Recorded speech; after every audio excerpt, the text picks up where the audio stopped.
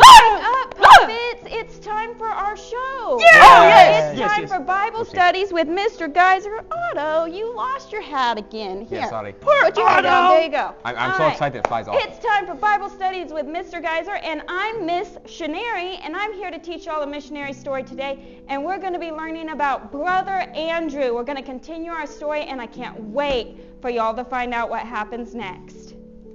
Yay!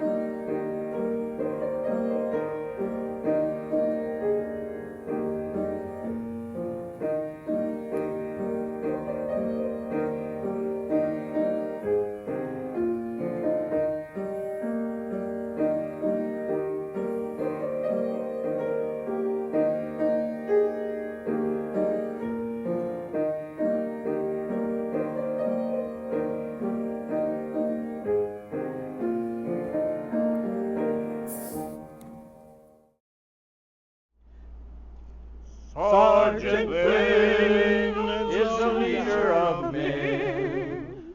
Sergeant Flynn always shouts attention. Attention! Here comes Mr. Geyser. He's older and he's wiser, reading Bible verses every day. Jesus wept, Jesus wept, Jesus wept. Here comes Mr. Geyser. He's older and he's wiser. Read the Bible with him today. Jesus wept, Jesus wept, Jesus wept.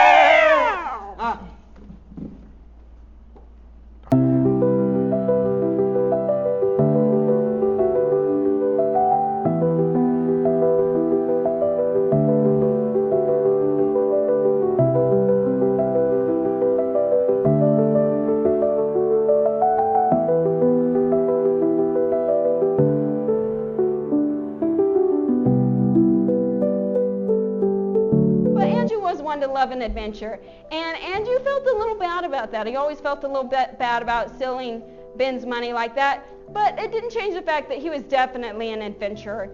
And the other thing, last story that I'm going to tell of when he was of this part of his life. But Andrew was he went to church every Sunday. He went to church every Sunday. You know, who all here goes to church every Sunday? Raise your hand. I hope you all do, okay? But he would go to church every Sunday, and but he and his family, they were Protestants, and the Protestant church was on one end of town, and the Catholic church was on the other end of town, and the family would walk from one end of town to the other end of town. They had to walk the whole way, and his dad seemed to take great pride in that, because he'd look at the Catholics as the Catholics walked the other way, and he'd kind of look down his nose at them like, you're going the wrong way. And they go and they get to the church, and they'd all go in and they'd sit down together, but his family was so big. Remember, I told you they had 7 kids, right? Y'all remember, 7 kids. Do you think the whole family would fit on one pew? They were probably... No, there was too many of them. They couldn't fit on one pew together. So they had to separate, and Andrew made sure he was always at the back of the line of the family. And so when the family would go in, they'd all go in to sit down on the pew. There was never quite enough room for Andrew to sit there. Aww. So he, always being the good, kind, wonderful boy that he was, he would say, I'll just go sit in the back where there's still some room. And he'd go to the back of the church, and then he'd keep right on going. He would go right out the back door. Yeah. Isn't that terrible, kids? I know, puppets, that's terrible. He would sneak right out the back door of the church, and he would go adventure in the woods. He'd go ice skating during the winter time on the lakes. He would do everything he wanted to do. And then just after about 2 hours or so, because that's about how long the service would last, he would think, it's getting late, getting about lunchtime. I bet church is about to end. And he'd go and he'd sneak back up to the church, and he would stand there by the back doors as the doors opened up and everyone started leaving the church. The pastor would go out and he'd shake hands with people as they go by, and they'd talk to the pastor, and he'd plant himself right there next to the pastor. And this was very important in his plan to sneak away from church every week, because he would stand there and he would hear what the people said. That was a wonderful sermon, Pastor. It really encourages me to pray more. And he'd think, sermon was about prayer. And one of them would reference a particular verse that he'd preach from, and he's like, John, remember that? He preached from the book of John. I've got that. So then late that afternoon, when they'd all sit around and they would talk, the family would sit together and they would talk in the afternoon, on Sunday afternoon, and he always was able to at least pipe up and say something, and he would say, wasn't that a great story the pastor told about such and such family? I'm surprised the governor didn't get mad about that, or whatever it happened to be, and he always made sure that they thought he was there. And then he'd say something like, it seems like the pastor preached from John 3:16 just last month. And he knew very well that the pastor hadn't preached from John 3:16, but it made his family believe he knew where the pastor had preached from. So he was a sneaky, bad little boy. And one more thing about Andrew, he had one particular brother that he loved more than anyone, and that was his brother Bass. Now, Bass was very, very special because Bass could not speak. He wasn't like most kids. He didn't have the ability to speak, but he had the most wonderful smile, and he was the sweetest person that Andrew had ever known. And Bass would go and he would stand underneath the trees, and he would wave to people as they would drive by on the road, as they'd walk by, whatever. Bass would just wave to everyone, and everyone would wave to Bass, and they'd say, "Hey, Bass, hey, Bass," and he'd wave back.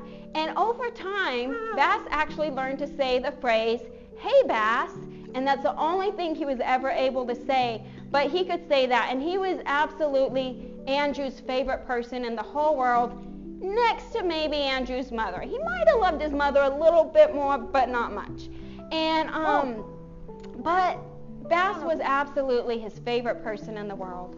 Well, after a while, something really bad happened.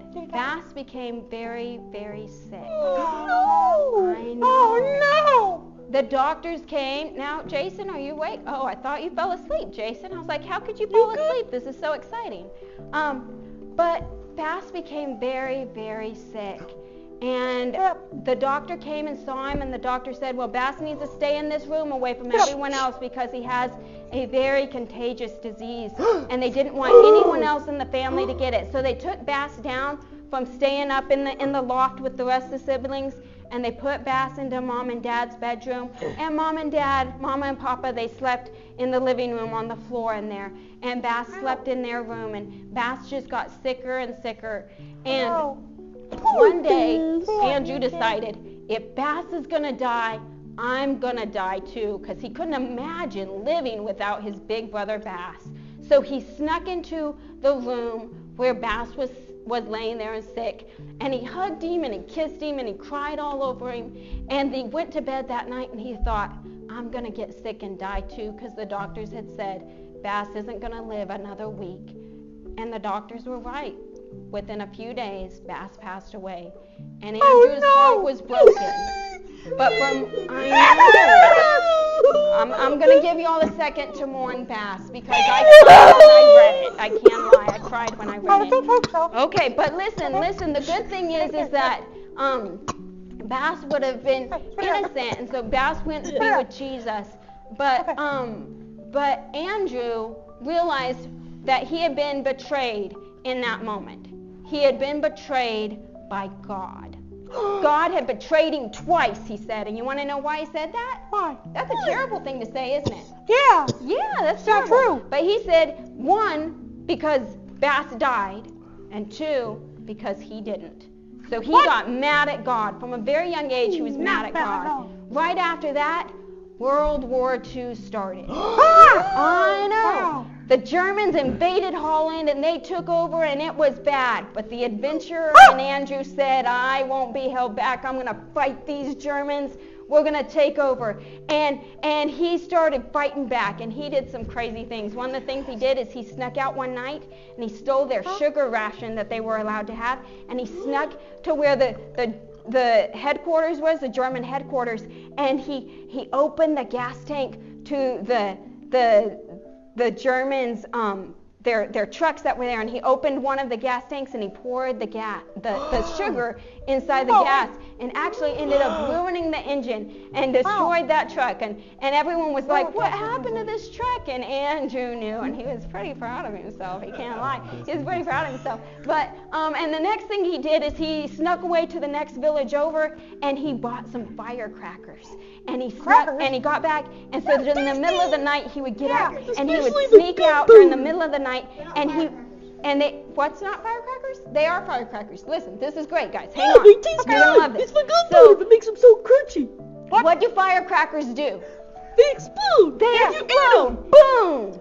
And so he decided that he was going to sneak out and he was going to scare these German soldiers. And he would take his matches and his firecrackers, and he'd go out and he'd light a firecracker and throw them right behind some Germans that were patrolling. And then he'd run away. And the thing was that Andrew was the fastest kid in town. Nobody could catch him. He knew he'd never get caught. And he would scare them. And the first night he did it, he lit a firecracker and threw it, and it exploded, and the Germans jumped, and he turned and he was running. But then something unexpected happened.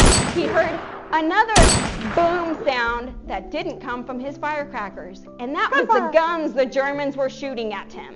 Okay? Yeah. So he was running as fast and as hard as he could. And he ran around the corner, and he ran right into a German soldier who grabbed him and said, "Hey, have you been shooting off firecrackers?"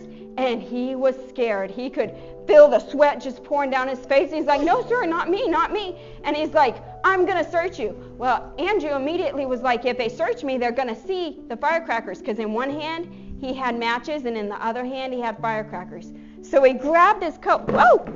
So I'm too excited, guys, I tell you. He grabbed his coat and he pulled his coat open, and holding the firecrackers in one hand and the matches in the other, he held his coat open and said, "Go ahead and search me." And they searched everything but his hands, and he got away.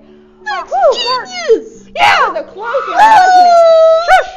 That was a close one. Well, guys, I'm afraid that's about all the time we have for this week.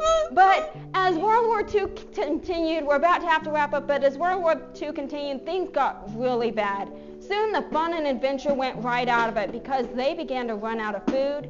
They began to run out of heat. They couldn't get coal or electricity to be able to keep the fires going. They were having to cut down trees from the streets. In fact, the tree that Bass used to stand under and wave to the people, and people would say, "Hi, Bass," they had to cut that tree down. And in that moment, when they cut that tree down, Andrew thought to himself, maybe Bass is better off, because he would never be able to understand why they had to cut down the trees.